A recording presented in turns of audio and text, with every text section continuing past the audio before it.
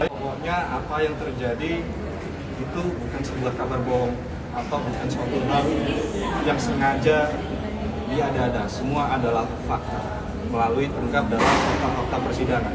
Mungkin untuk selanjutnya selaku dari tim kuasa hukum bisa menanggapi, silakan. Ya, selain tadi kami memberikan pledoi atau membacakan nota pembelaan yang terdiri dari dua pokok, pada pokoknya adalah yang dibacakan Septia dari lubuk hatinya yang paling dalam dan memohon kepada hakim untuk dilepaskan dari segala tuntutan, dan juga yang kedua ada pledoi yang dibacakan oleh kuasa hukum yang mengungkapkan berbagai fakta bahwa tadi benar terjadi berbagai pelanggaran hak ketenaga kerjaan seperti upah dipotong, BPJS tidak dibayarkan, tidak diberikan slip gaji, salinan kontrak kerja dan lainnya, termasuk kemudian menguraikan beberapa konstruksi dari hasil pemeriksaan, juga menyerahkan 15 amicus curiae atau dokumen sahabat peradilan yang dikirimkan dari 14 organisasi masyarakat sipil dan juga satu dari lembaga negara, yaitu Komisi Nasional Hak Asasi Manusia atau Komnas HAM, dan juga ada petisi daring yang kami serahkan sebanyak 6.612 yang mendukung untuk pembebasan Septia. Tentu kami berharap penyerahan dokumen baik amicus curiae maupun dan juga petisi daring yang mendukung Septia itu dipertimbangkan sebagai hakim terketuk nuraninya untuk mempertimbangkan berbagai nota pembelaan dan juga dukungan-dukungan publik untuk membebaskan Septia.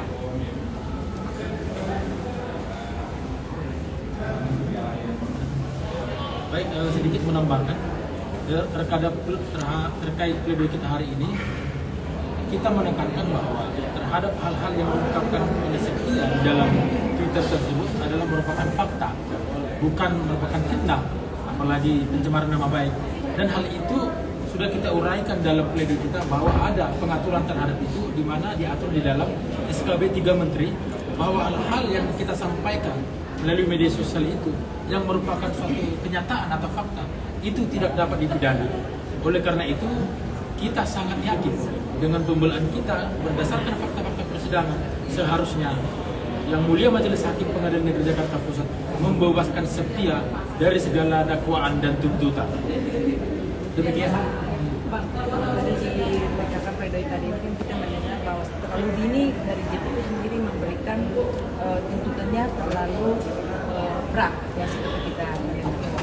Kalau kita mendengarkan hal seperti ini dan sudah ada contoh-contoh yang sudah dilakukan sebelum-sebelumnya, menurut tanggapan pengacara sendiri, apa yang dilakukan dari JPU sudah berdasarkan fakta ataukah hanya opini mereka sendiri atau pikiran mereka sendiri? Baik, terhadap tuntutan yang diberikan oleh jaksa penuntut umum kepada terdakwa Septia itu tidak berdasarkan fakta-fakta persidangan.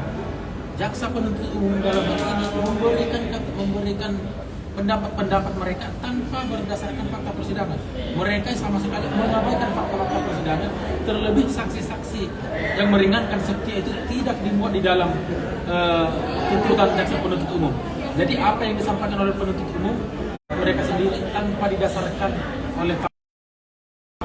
Menurut hemat kita seharusnya Yang Mulia Majelis Hakim bijaksana dalam mengambil keputusan bahwa fakta-fakta yang kita sajikan tersebut telah terekam di dalam persidangan dan juga direkam oleh Bapak Panitra sehingga bisa diputar kembali apakah fakta-fakta yang kita sajikan dalam pledoi itu sesuai dengan fakta-fakta di dalam persidangan, sehingga menurut kita harusnya Majelis Hakim dalam hal ini dalam menjatuhkan putusan harus berdasarkan fakta-fakta yang terungkap di persidangan. Terlebih dalam hal ini adalah perkara Septia ini merupakan perkara yang mendapat perhatian publik, atensi publik.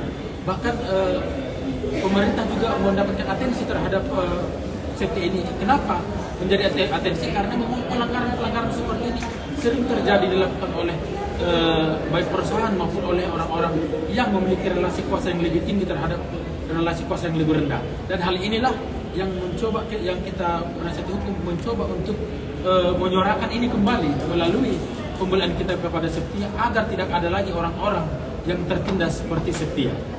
Mungkin secara pribadi hal ini kan ada banyak dukungan ya dari awal terus makin lama makin banyak dukungan. Gimana tanggapannya terhadap dukungan seperti ini dan bagaimana buku ini perasaan kita menemani perjalanan kasus? Untuk dukungan publik itu aku merasa bersyukur banget atas adanya support dari seluruh masyarakat, kayak serikat buruh dan teman-teman online lainnya gitu. Aku sangat bersyukur sekali dengan adanya dukungan tersebut. Aku menjadi lebih yakin kalau misalkan apa yang aku lakukan tidak ada kesalahan, tidak ada kesalahan pidana yang aku lakukan gitu. Jadi atas dukungan mereka itu membuat aku semakin kuat untuk menjalani ini semua. Oke, semakin baik. pribadi, Tadi satu bisa ungkapan disampaikan. langsung. Tadi disampaikan bahwasanya terhadap perkara ini, terhadap pledoi ini telah disampaikan banyak sekali dukungan-dukungan, sehingga ini sudah bisa dipastikan melalui dukungan-dukungan ini bahwasanya banyak orang yang menganggap atau membuktikan melalui salah satunya amicus atau melalui petisi-petisi yang tadi kami sampaikan, itu menyatakan ini ada sebuah fakta yang harus diperjuangkan, bukan malah dikriminalisasi. Terhadap hal tersebut, mungkin dari tim Safenet, mungkin tim yang mengkoordinir terkait amicus dan rekan-rekan yang lain mungkin bisa disampaikan terkait itu. Ya. Baik, selamat siang kawan-kawan pers semuanya.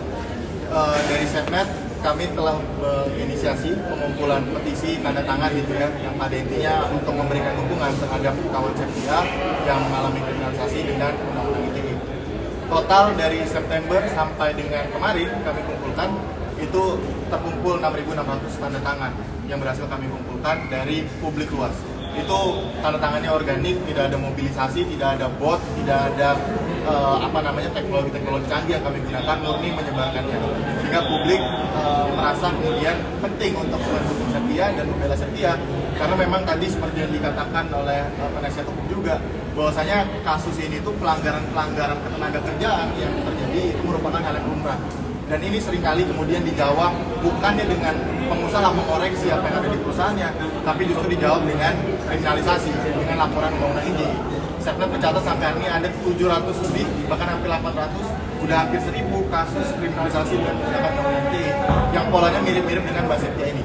Hari ini Mbak Septia sedikit beruntung karena kasusnya mungkin di Jakarta dan mendapat banyak atensi dari kita gitu kan. Nah, bagaimana dengan kasus-kasus yang terjadi di Sulawesi? Bagaimana kasus yang terjadi di Papua, di Sumatera, di Kalimantan, di NTT? Banyak kasus-kasus serupa yang terjadi tapi tidak mendapatkan atensi dari publik. Nah, kami menilai dari kasus ini pemerintah dapat belajar, negara dapat belajar bahwasanya undang-undang sampah semacam undang-undang ITE itu harusnya direvisi, terutama pasal-pasal karet terkait dengan penghinaan dan juga pencemaran nama baik yang hari ini membuat Mbak Septia menderita baik secara psikologis maupun secara ekonomi karena tuntutan-tuntutan yang maupun dakwaan yang diajukan oleh majelis hakim. Mungkin secara pribadi, Aden bisa menyampaikan langsung kepada pemerintah dalam hal ini, Pak Prabowo bisa mendengarkan suara dari dan Aden sendiri. Mohon maaf, mungkin itu bisa disampaikan nanti di kesimpulan karena baik karena menjadi sebuah hal yang menarik dalam perkara ini. Saudari Septia tidak hanya didampingi dengan penasihat hukum, tapi dengan banyak organisasi lain. Tadi sudah dari Safenet sudah menyampaikan, mungkin selanjutnya bisa dilanjut dengan dari perwakilan Amnesty. Dipersilakan. Oke, baik, selamat sore teman-teman. Bersama ini juga kami ingin menyampaikan bahwa hingga per hari ini ya, kami tim koalisi yang mendampingi Septia berhasil mengumpulkan 103 tanda tangan dari organisasi dari berbagai negara, lintas negara, tidak hanya dari Indonesia. Dan ini menunjukkan bahwa dukungan publik semakin meluas karena kita tahu bahwa apa yang dilakukan oleh Septia itu sah dan dilindungi secara hukum, baik hukum internasional maupun hukum nasional. Kita tahu pasal 19 dalam Covenant International Civil and Political Rights menjamin bahwa setiap orang bebas untuk berekspresi tanpa ada campur tangan ataupun intervensi dari siapapun. Dan jika ingin dibatasi memang syarat-syaratnya itu sangat tinggi dan sangat ketat dan harus dilakukan tanpa diskriminatif. Nah, apa yang dilakukan Septia ini sebenarnya adalah dia mempraktikkan adalah hal yang meresahkan. Yang meresahkan justru adalah tindakan dari para pengusaha yang tidak memberikan karyawannya upah yang layak dan juga malah mengkriminalisasi karyawannya yang berani untuk bersuara. Sehingga saya sepakat dengan apa yang disampaikan Hafiz tadi bahwa kita memang mendesak dibebaskan dari segala tuntutan dan dakwaan, tapi lebih dari itu, negara juga harus merevisi pasal-pasal yang bermasalah dalam UU ITE, karena apa yang terjadi dalam Septia ini hanya menjadi salah satu contoh kasus dari berbagai kasus-kasus lainnya gitu ya. Amnesty International mencatat dari 2019 hingga Oktober 2024 setidaknya ada 554 korban orang yang dikriminalisasi menggunakan UU ITE. Dan jika tidak ada peninjauan ulang secara serius oleh negara, maka kasus-kasus seperti Septia ini bisa akan terjadi lagi di kemudian hari. Mungkin dari itu. Baik, tadi sudah beberapa organisasi yang mendukung. Tentunya dalam perkara ini kita tidak hanya menyoalkan tentang kriminalisasi melalui ITE, tapi tidak juga hanya kita menyoalkan terkait hak asasi manusia, tapi ada hal-hal terkait krusial tentang ketenagakerjaan yang perlu dilindungi dari individual saudari Septia. Terhadap hal-hal ketenagakerjaan tersebut, ada beberapa dukungan atau sebenarnya banyak sekali dari tim-tim atau organisasi-organisasi untuk membela buruh. Salah satunya mungkin yang hadir mungkin bisa dari FSBI, kemudian nanti bisa dilanjut langsung dengan API, kemudian bisa dilanjut dengan BSBI. Waktu dan tempat kami persilakan.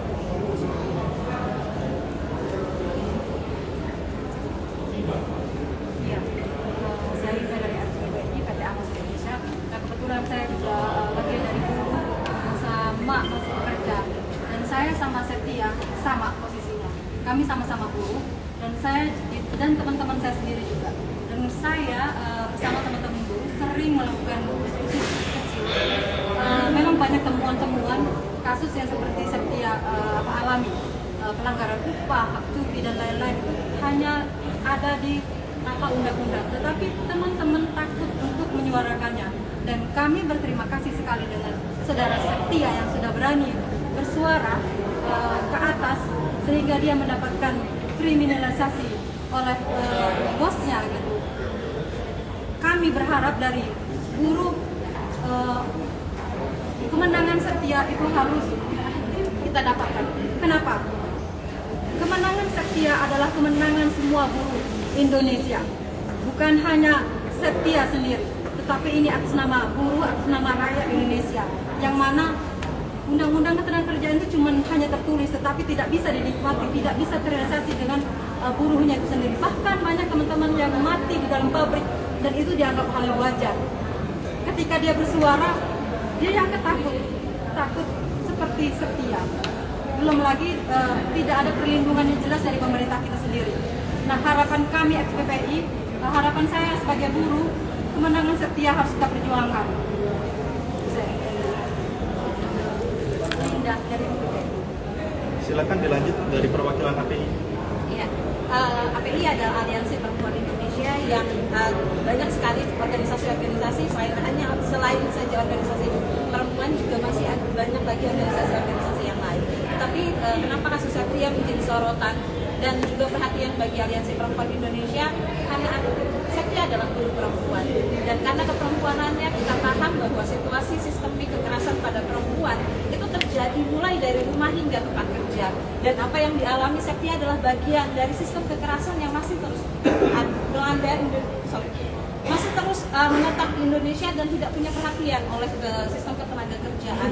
Septia sebagai buruh perempuan dikriminalisasi itu bukanlah hal baru sepertinya di Indonesia, tetapi itu hal yang terus langgeng gitu. Dan ini perlu kita sikapi bersama gitu ya, agar sistem kekerasan yang terus awet di Indonesia ini itu berhenti. Dan bagaimana upah murah, upah prakerja yang pendek itu tidak sama sekali hilang gitu ya, terutama ketika Undang-Undang Cipta Kerja hadir itu justru dilanggengkan. Dan begitu pula dengan tidak adanya wadah untuk buruh perempuan berbicara. Apa yang bisa buruh perempuan lakukan? Bahkan bermain medsos saja bagi buruh perempuan sudah dilarang.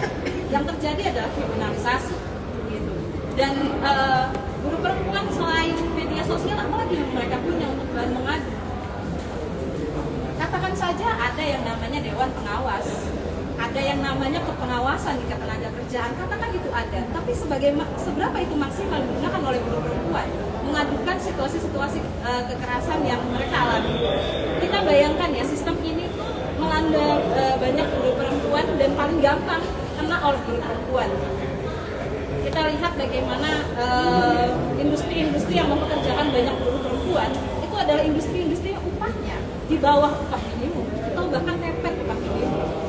Industri-industri yang mempekerjakan banyak buruh perempuan adalah industri-industri yang justru tidak memberikan cuti haid-nya pada buruh perempuan. Industri-industri yang banyak mempekerjakan buruh perempuan justru banyak industri yang tidak punya aturan terkait perlindungan terhadap buruh perempuan.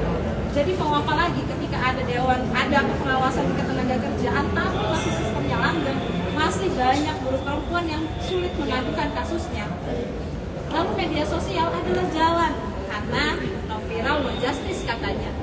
Itu yang harus bebenah bukan kami para buruh perempuan. Yang harus bebenah adalah perusahaan itu, pengusaha itu, dan pemerintah itu. Bukan kami yang ketika menceritakan apa yang terjadi di dalam kehidupan kerja kami, itu kami yang harus memikirkan resiko kami dikriminalisasi. Bukan pengusaha ketika kami bilang bahwa pengusaha itu mereka yang harusnya bebenah. Tapi kamilah yang disuruh memikirkan kok kamu bisa bilang kayak gitu tuh pencemaran nama baik loh. Padahal kita sudah dengar ya dari sidang tadi bahwa tidak pernah ada yang terbukti dari kata-kata Septia bahwa itu adalah pencemaran nama baik. Yang semua Septia katakan itu adalah kenyataan dan hampir teman-teman bisa mengunjungi industri KBN Cakung, teman-teman bisa mengunjungi industri-industri di kawasan Sukabumi, Jawa Barat dan lain sebagainya. Silakan cek apa yang dialami Septia, apakah juga dialami oleh buruh perempuan yang lain? Tentu saja, saya bisa bilang, saya pastikan itu dialami oleh buruh perempuan yang lain. Dan Aliansi Perempuan Indonesia tidak bisa tidak memperhatikan situasi ini. Dan kami akan terus mendukung Septia untuk terus maju. Dan kami harap kasus ini segera selesai dengan kemenangan Septia. Saya Ajeng, perwakilan dari Perempuan Mahapika di Aliansi Perempuan. Indikasi.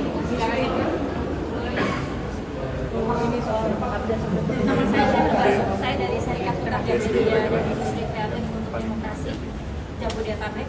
Kami juga menyerahkan amicus baik kepada Septia dan kami menyatakan solidaritas kami kepada pekerja dan terima kasih Septia telah menjaga mental health-nya dan terima kasih bahwa teman-teman buruh-buruh lain juga ikut bersuara untuk Septia karena saya yakin ketika kita menyimak fakta-fakta persidangan apa yang terjadi pada Septia kita semua relate gitu, kita semua memahami bahwa apa yang terjadi pada Septia akan bisa terjadi pada kita, dimana saat relasi kuasa di dalam kantor itu membuat hanya kita yang dievaluasi bukan bos kita sehingga tidak ada perbaikan di dalam kantor sehingga kita cuma melarikan diri dengan curhat di sosial media. Jadi jika kasus Septia ini kita kalah, berarti akan ada Septia kedua, Septia ketiga, Septia selanjutnya dan itu bisa jadi saya, Anda maupun bahkan teman-teman media semua. Jadi kalau seandainya Septia sampai kalah, itu adalah kekalahan kita kaum buruh dan kekalahan kita dalam demokrasi. Terima kasih. Silakan dilanjut nih dari GSBI secara langsung. Ya, terima kasih. Saya Ina dari GSBI dan kami GSBI dari pertama kami tahu ada kasus kriminalisasi terhadap buruh perempuan dan kami GSBI langsung ambil bagian penuh dalam memberikan dukungan terhadap perjuangan Septia. Dan kami melihat dari sisi ketenagakerjaan bahwa banyak pelanggaran ketenagakerjaan yang dilakukan oleh perusahaan John LBF. Dan GSBI mendorong sampai hari ini dan bahkan kemarin Septia kita perkenalkan kepada Wakil Menteri dan juga Menteri menyampaikan persoalan kriminalisasi yang dihadapi oleh Septia bahwa hari ini Septia dikriminalisasi oleh John A. perusahaan HIF yang hari ini hak-haknya banyak pelanggaran yang terjadi di sana sehingga ada tindak lanjut dari Wamen dan juga Menteri untuk ditindaklanjuti dan kami mendorong agar perusahaan John LBF untuk dilakukan pengawasan pemeriksaan atas pelanggaran yang dilakukan oleh perusahaan HIF. Dan hari ini Septia terus diminta untuk berkoordinasi untuk melakukan khususnya di bidang ketenagakerjaan diteruskan oleh Wamen dan juga Menteri melakukan pengawasan terhadap perusahaan itu. Dan kita juga mendorong kepada perusahaan-perusahaan yang lain karena yang terjadi bukan hanya di pabrik HIF dan banyak di pabrik-pabrik lain yang melakukan pelanggaran yang sama seperti yang dialami oleh Septia. Mungkin Septia hari ini yang mau bersuara Dan hasil pledoi tadi kita melihat dari pertama, saksi, fakta, saksi ahli tidak melihat ada kesalahan yang terjadi terhadap Septia. Dan kita dorong nanti seadil-adilnya kepada hakim bahwa Septia tidak pantas dihukum. Yang harus pantas dihukum dan diperiksa itu adalah perusahaan Hiveps itu sendiri. Karena justru mereka lah yang melakukan pelanggaran kalau kita lihat dari beberapa saksi ahli dan saksi fakta yang dilakukan dari kemarin. Dan Wamen dan Menteri itu mendukung proses atas terbebasnya si Septia hari ini. Dan GSBI terus melakukan pendampingan terhadap Septia dari sisi ketenagakerjaan, mewakili dia sebagai buruh perempuan. Mungkin itu yang disampaikan oleh GSBI. Terima kasih dan pledoi tadi, dan si Septia sangat bagus betul, sudah mewakili diri sendirinya atas pledoi tadi. Terima kasih. Baik, sebelumnya kami ucapkan terima kasih banyak kepada tim PH maupun tim koalisi. Kami ucapkan juga kepada tim-tim pendukung dari tim Safenet, Amnesty, dan kawan-kawan. Tidak lupa juga kami ucapkan terima kasih banyak dari tim organisasi buruh sudah mendampingi saudari Septia mulai dari awal hingga saat ini. Sebuah perjuangan yang luar biasa dari seluruh tim untuk bisa mencapai tahap ini dan memperjuangkan keadilan bagi saudari Septia. Mungkin sebagai penutup, silakan mungkin ada yang ingin disampaikan mungkin ke depannya atau keinginan dari saudari Septia sendiri seperti apa? Yang saya harapkan setelah ini semoga pledoi saya dan kuasa hukum saya diterima penuh oleh hakim, lalu saya divonis bebas murni, bukan bebas bersyarat ya gitu. Tapi karena apa yang saya lakukan itu tidak ada tindak kriminal, tindak pidana gitu. Lalu setelah ini semoga agar tidak ada lagi buruh yang ditindas oleh perusahaan. Semoga setelah ini tidak ada lagi perusahaan-perusahaan yang melakukan sewenang-wenangnya ke buruh. Semoga setelah ini semoga buruh perempuan semakin kuat dan semakin yakin jika melawan saat ditindas gitu. Karena apa yang saya rasakan mungkin semuanya juga pernah merasakan gitu, dan mungkin di luar sana juga mengalami ketakutan saat ingin bangkit dari penindasan gitu. Jadi semoga dari masalah saya ini dapat dilihat untuk semuanya agar tidak ada lagi buruh yang dikriminalisasi untuk